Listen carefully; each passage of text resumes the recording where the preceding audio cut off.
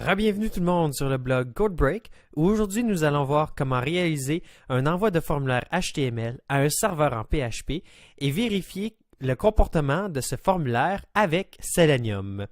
Donc ce que nous allons faire aujourd'hui, c'est tout simplement un petit formulaire, celui que vous voyez présentement à gauche, comportant 5 champs, nom d'utilisateur, mot de passe, confirmation de mot de passe, un adresse courriel et un petit sélecteur de pays.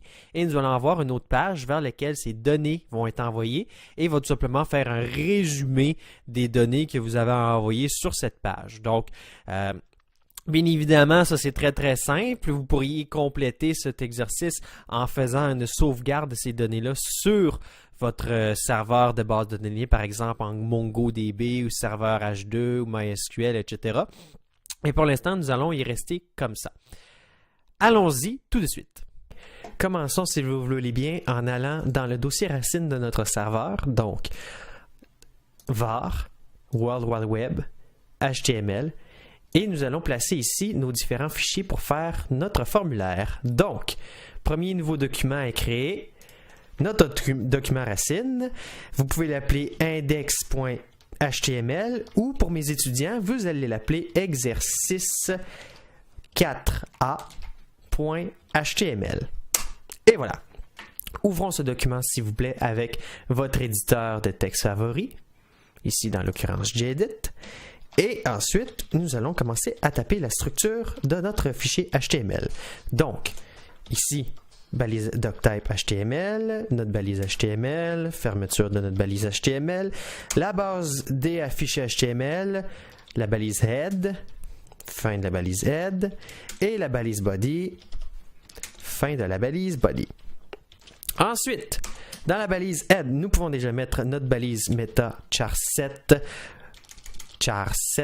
pour l'encodage de notre fichier, donc UTF-8, comme ceci. Voilà. Et dans notre body, nous allons pouvoir mettre notre formulaire. Donc, formulaire qui comprend 5 champs, le nom d'utilisateur, le mot de passe, la confirmation du mot de passe, l'adresse courriel et finalement un sélecteur d'un pays avec 3 pays à l'intérieur, le Canada, la Russie et Guam. Donc, première chose à faire pour faire un formulaire en HTML, bien évidemment, taper la balise form. Donc, ici, rien de vraiment très compliqué. Nous allons mettre une balise form.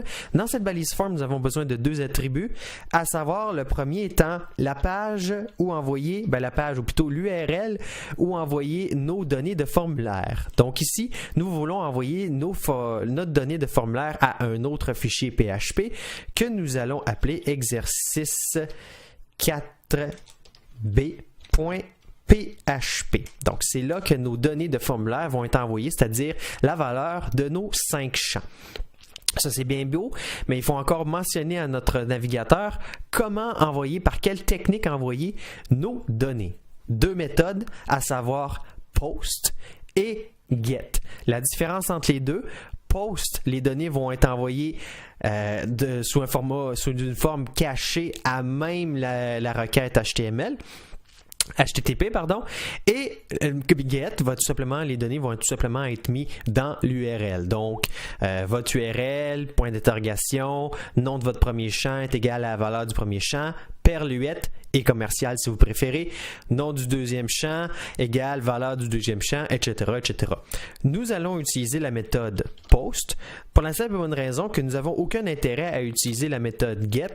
Ce n'est pas un champ, ce n'est pas un formulaire de recherche, ce n'est pas un formulaire pour de données pour par exemple faire des recherches avancées, c'est pour du traitement sur notre serveur, donc nous préférons utiliser la méthode post dans ces cas-ci.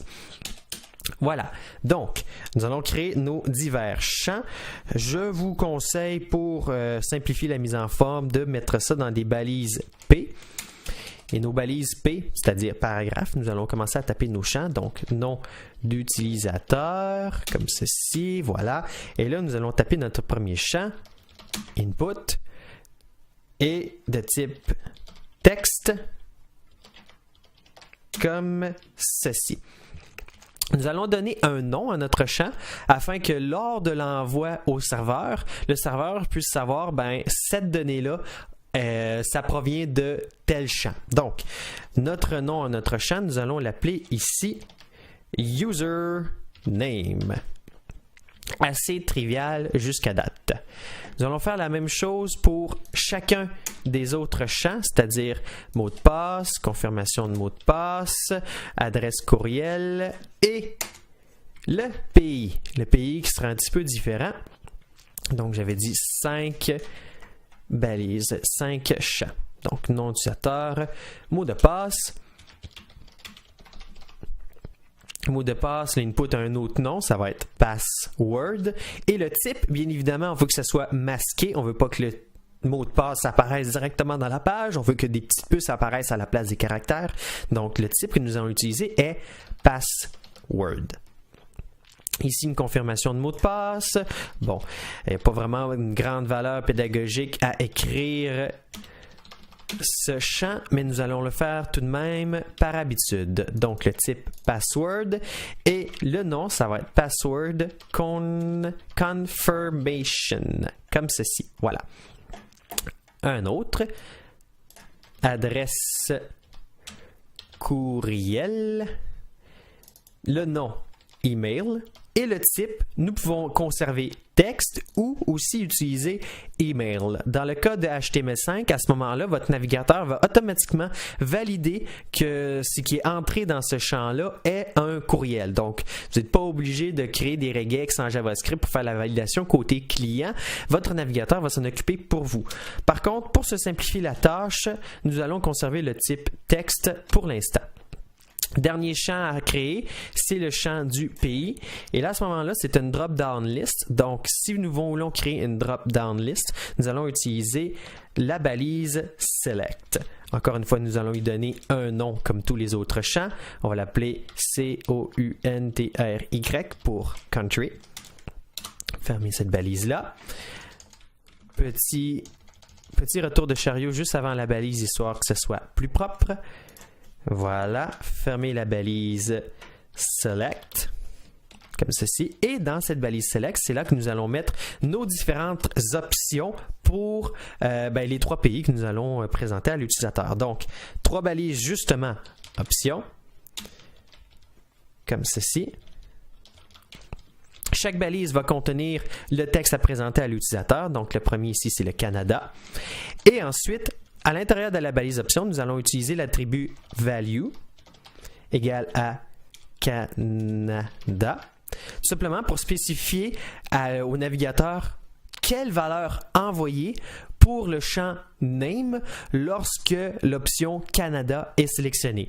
Ça, c'est vraiment votre donnée qui va être envoyée au serveur. Donc, si on enverrait ça avec la méthode get, vous verriez dans l'URL, par exemple, si c'est Canada qui est sélectionné, vous verriez dans l'adresse URL country égale à Canada en minuscule.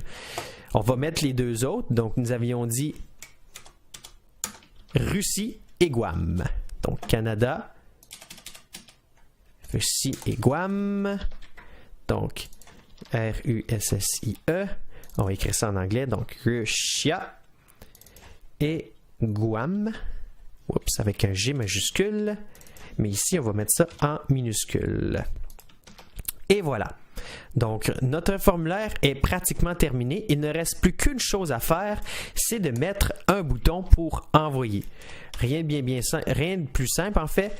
Un input avec pas de nom, c'est pas nécessaire dans notre cas ici, de type submit.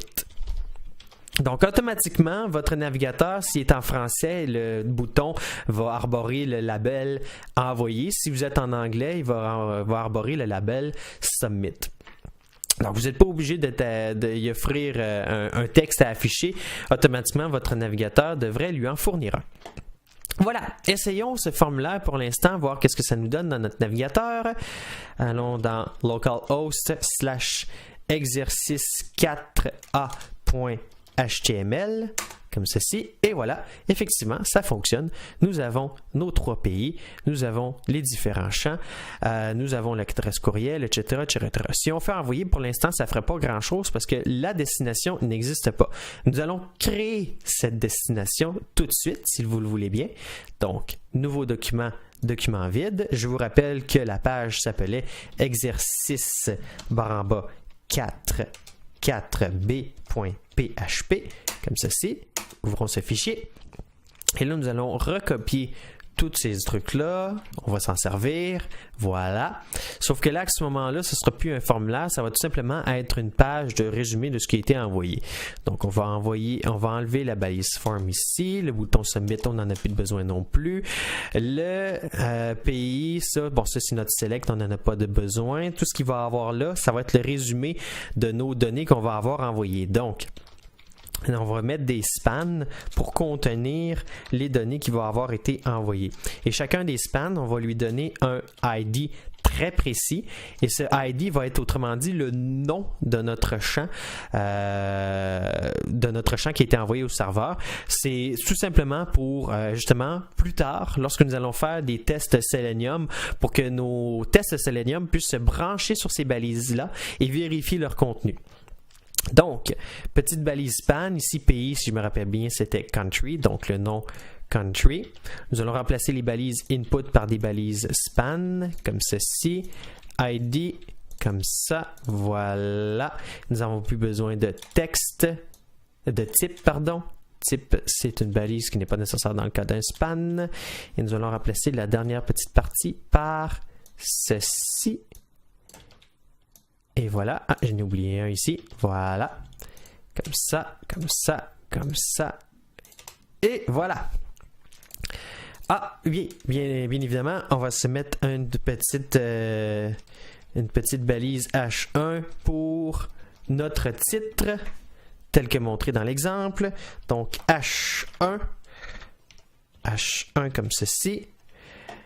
Un instant que je vérifie qu'est-ce qui était écrit, voilà. Vous avez bien été inscrit. Paragraphe.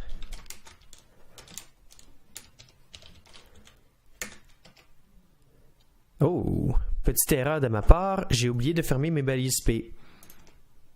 Des choses qui arrivent. Oups, je ferme pas les bonnes là.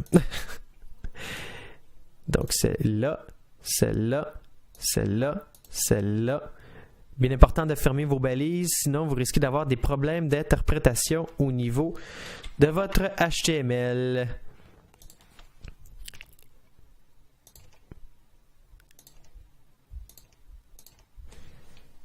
Voilà. Voici un rappel des informations que vous avez envoyées. Voilà. Donc, nous avons notre structure de notre page, nom utilisateur, mot de passe, confirmer le mot de passe. Là, c'est juste pour l'exemple, bien évidemment, vous n'êtes pas supposé montrer le mot de passe, adresse courriel et pays. Donc, récupérons ces données, s'il vous plaît, en PHP. Ce que nous allons faire, c'est au début de notre page, juste avant le doctype, nous allons créer notre balise PHP comme ceci.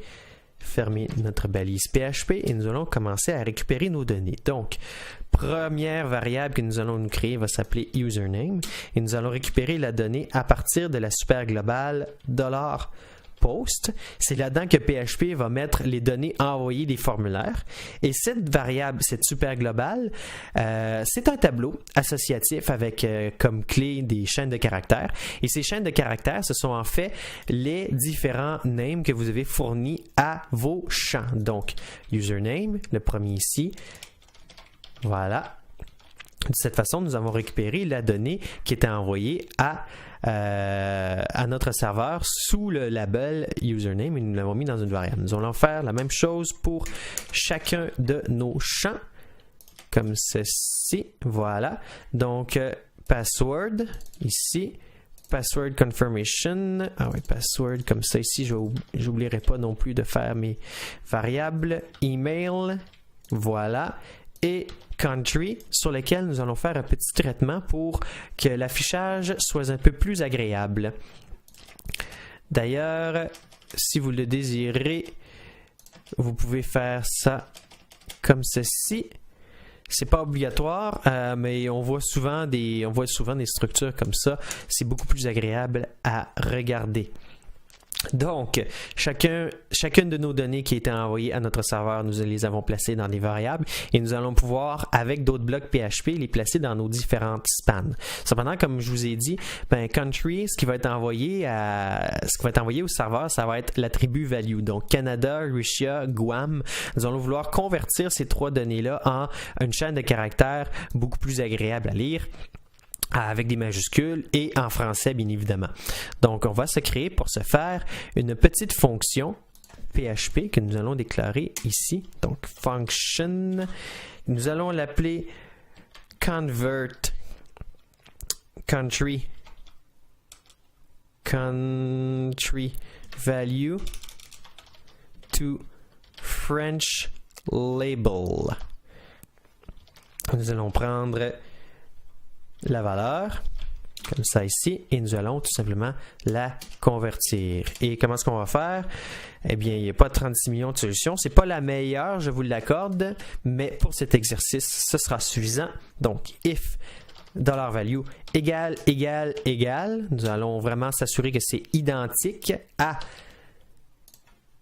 Canada. Alors, on va retourner la chaîne de caractères return Canada, comme ça. Else, if, comme ça. Else, if, voilà. Else, on va retourner ici. Unknown, non, pays inconnu. Donc, dans le cas où une donnée inconnue, pas de S, donc dans le cas où la valeur n'est pas dans une des 3 que nous avions prévues, à ce moment-là, on va avoir un fallback qui va nous indiquer pays inconnu. Donc, Canada, Russie, je vais commencer par copier les structures. Voilà, Canada, Russia, Guam. Ici, nous allons retourner dans le cas de la Russie.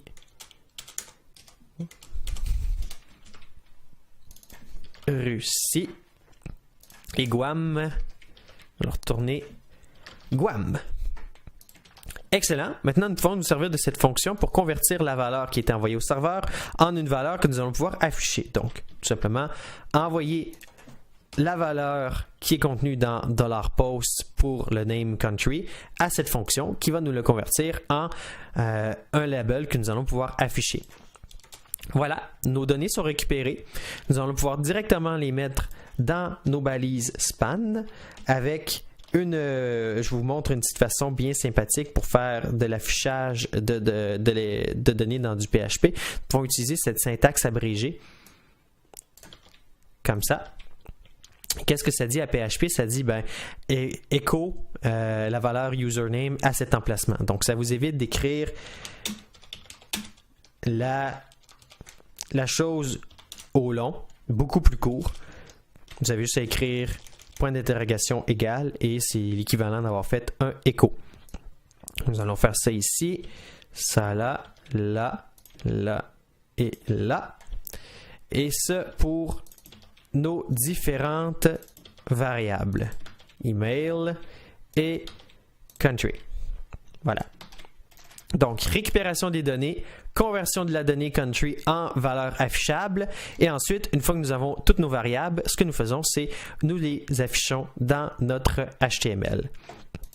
Pas bien plus compliqué que ça. Je crois que j'oublie rien. Non, j'oublie rien. Donc, voyons voir qu'est-ce que ça nous donne. Nous allons faire un petit essai. John Smith jsmith@yahoo.fr. Nous allons sélectionner la Russie et nous allons faire envoyer. Et voilà. Donc, vous avez bien été inscrit. Effectivement, c'est ce que nous avions prévu qu'il soit affiché. Voici un rappel des identifiants. Le nom d'utilisateur que nous avons envoyé, c'était effectivement John. Le mot de passe, c'était Smith. La confirmation du mot de passe Smith. L'adresse courriel, c'était jsmith@yahoo.fr. Et le pays, c'était effectivement la Russie. Donc, même si Russia a été envoyé au serveur, à cause de notre petite fonction, nous avons été en mesure de la convertir et de l'afficher en une valeur qui était beaucoup plus parlante pour l'utilisateur. Donc, ça, c'est un exemple pour comment on fait pour soumettre des données de formulaire à un serveur.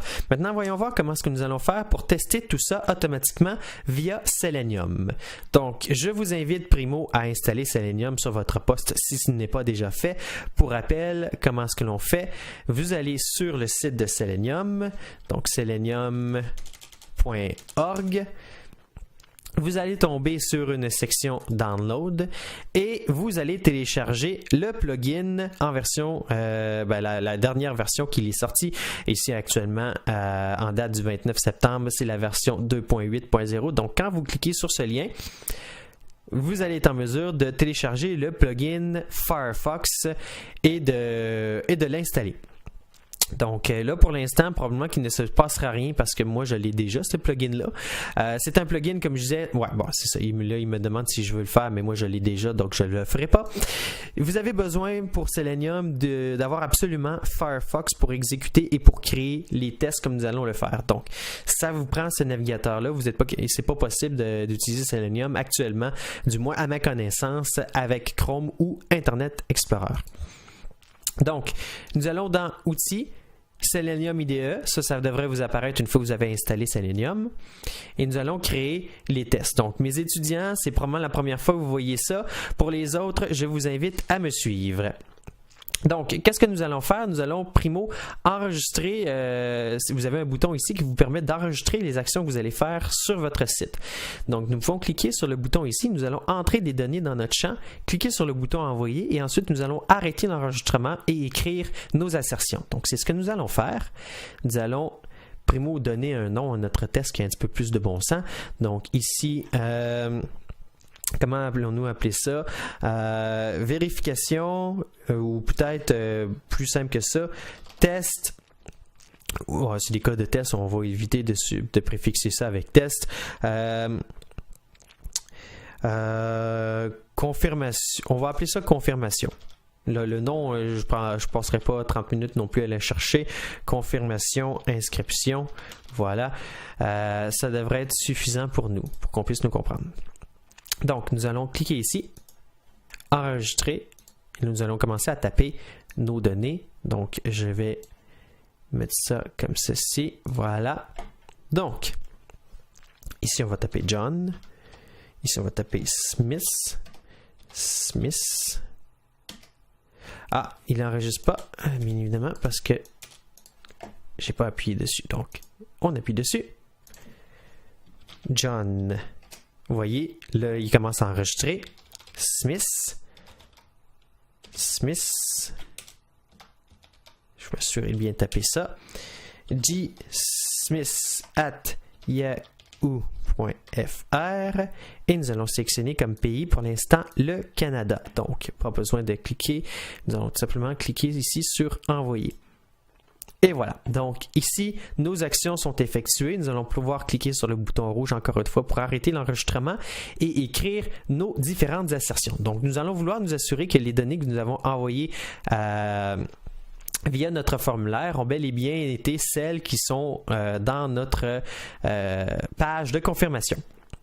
Donc, vous allez créer une nouvelle commande ici. La commande, ça va être assert text. Vous en avez différentes ici. Donc, on va aller chercher ici assert text.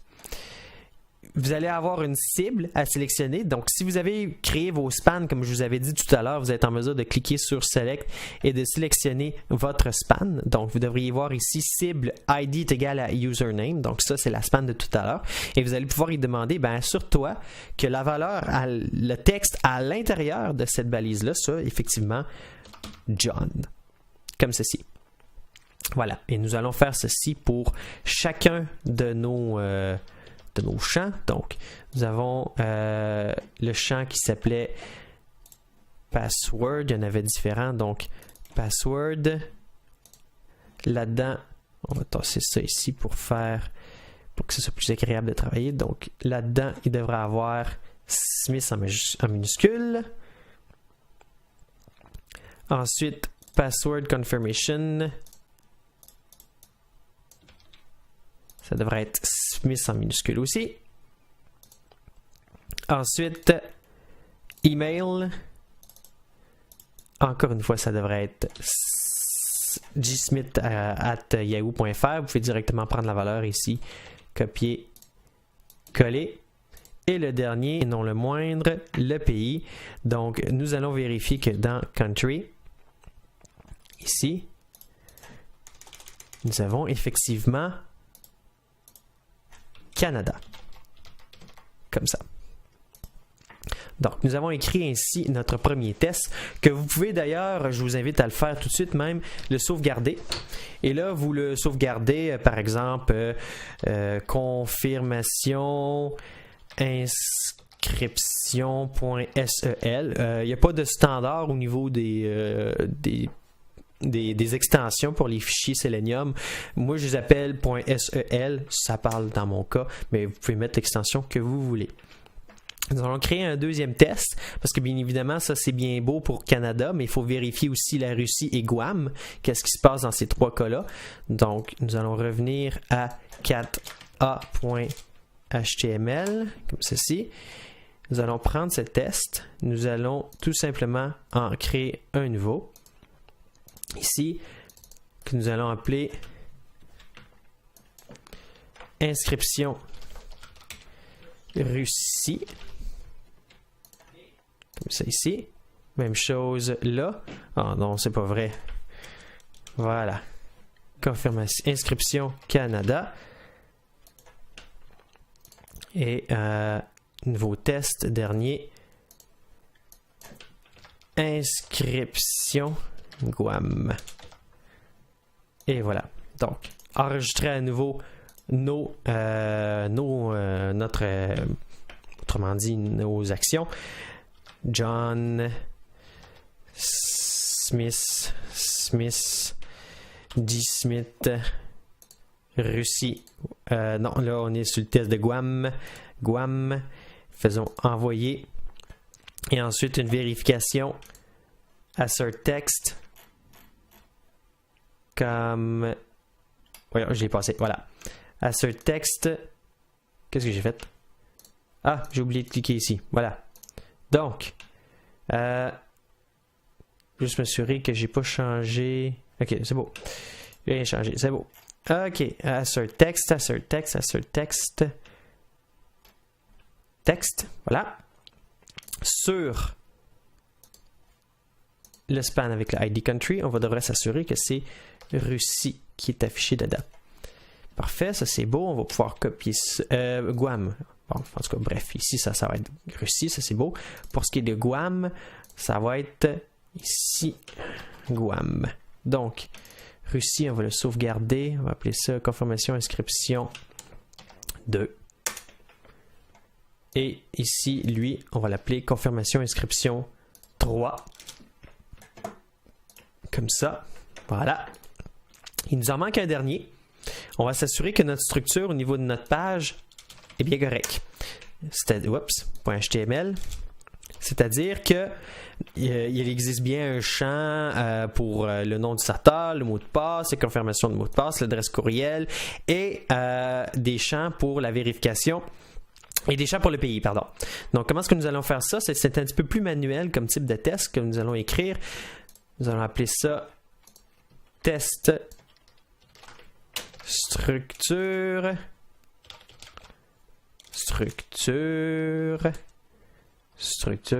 Ouais, c'est bien écrit.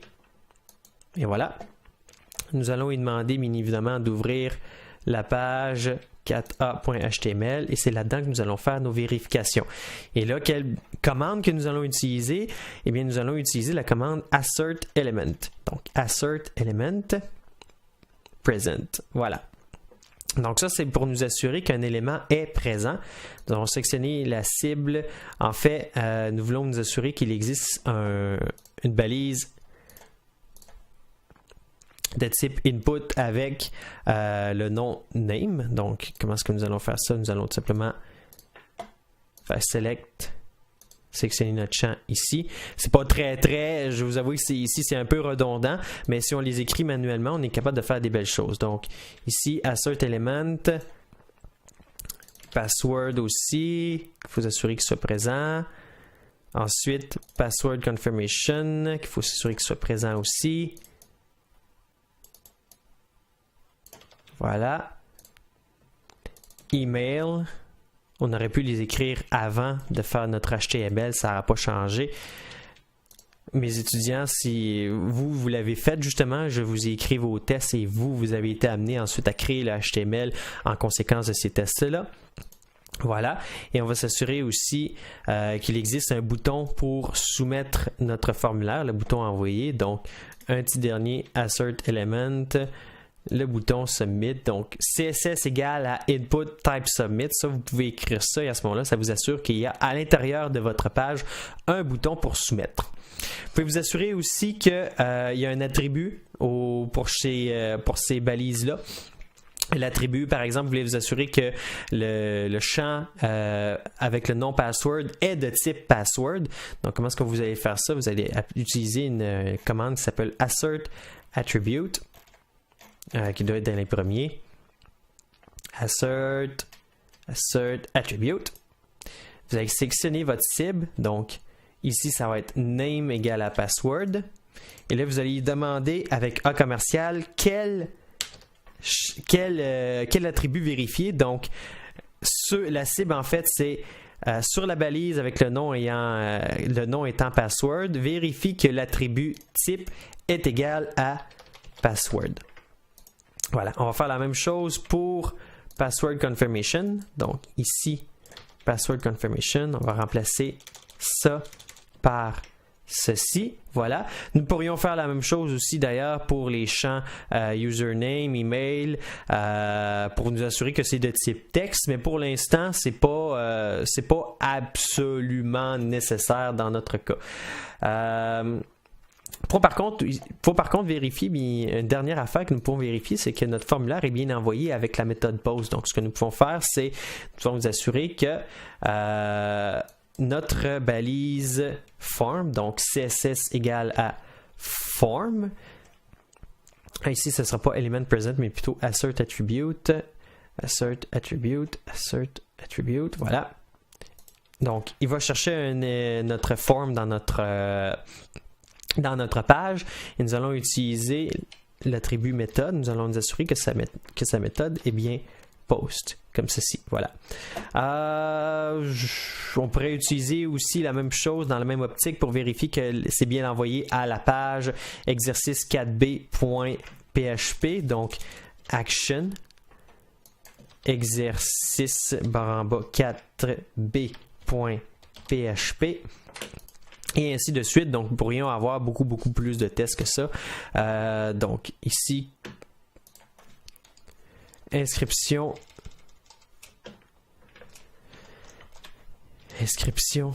structure.sel et voilà. Et dernière chose que je vous recommande de faire ici, c'est de sauvegarder ces différents tests-là comme une test suite. Donc, vous faites enregistrer une suite de tests. Et vous l'appelez par exemple exercice, c'est des exercices, fait que je vais l'appeler exercice /4.cell suite, comme ceci, de sorte à ce que vous pouviez utiliser, autrement dit, juste ce fichier-là pour ouvrir vos 4 tests. Voilà, fait que nos tests sont prêts, nous pouvons les exécuter. Donc, si nous cliquons sur le bouton ici, les tests devraient s'exécuter et s'il y a un problème, Selenium va nous le dire. Donc, ici, inscription réussie, effectivement, il y a l'air d'avoir un problème. Voyons voir qu'est-ce que c'est. Donc, assert text ID égale à country réussi. Il nous dit que c'est pas le cas. Donc, nous allons voir ça. Si nous sélectionnons réussi, assert text ID égale à country. Pas égal à Russie. Pourquoi? Nous avons sélectionné le mauvais. Donc, ici, celui qu'il faut sélectionner, bien évidemment, c'est Russie. Une petite erreur dans notre test. Ça peut arriver. Canada, nous allons nous assurer que rien n'est sélectionné. Excellent. Donc, ça peut arriver, bien évidemment, que vous fassiez des erreurs dans vos tests. Si je réexécute tout, voilà. Là, il a tout réexécuté nos pages. Là, vous avez probablement vu que le navigateur a fait toutes sortes de trucs. Là, les pages sont remplies, etc. Donc là, les vérifications se sont effectuées. Si j'aurais fait une erreur dans mon code, supposez que ici, Lorsque la valeur aurait été Russie, j'aurais eu, par exemple, Russia directement. Si je réexécute mes tests, ben là, il va s'en rendre compte tout de suite. Il va me dire, il y a un problème avec Russie. Regarde, ici, je m'attendais, autrement dit, à ce que ce soit... je vais descendre un peu dans le log là-dedans. Donc, actual value Russia did not match Russie. Donc, vous êtes capable de voir ici qu'il y a eu un problème. Notre problème qu'on a ici, c'est justement le problème qu'il y a là. Donc, on va pouvoir le corriger directement. Russie comme ça. Et là, si on réexécute, ben là, tout passe. Et voilà. Guère plus compliqué que cela. C'était le formulaire HTML envoyé à un serveur en PHP, vérifié au niveau du comportement avec Selenium. À la prochaine!